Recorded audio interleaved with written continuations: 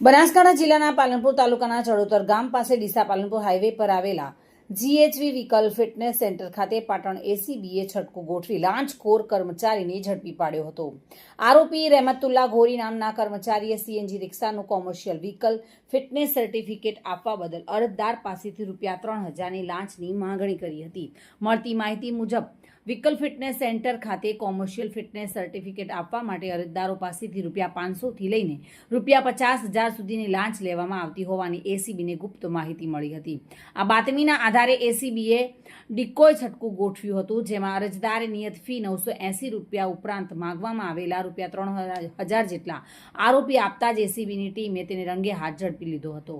ACBએ લાંચની રકમ સાથે આરોપીની અટકાયત કરી વધુ તપાસ શરૂ કરી છે। પાલનપુરના વ્હીકલ ફિટનેસ સેન્ટર ખાતે લાંચ લેતા કર્મચારી ઝડપાતા સમગ્ર મામલો ચર્ચાનો વિષય બન્યો છે અને ACB હવે સમગ્ર પ્રકરણની ઊંડાણપૂર્વક તપાસ કરી રહી છે।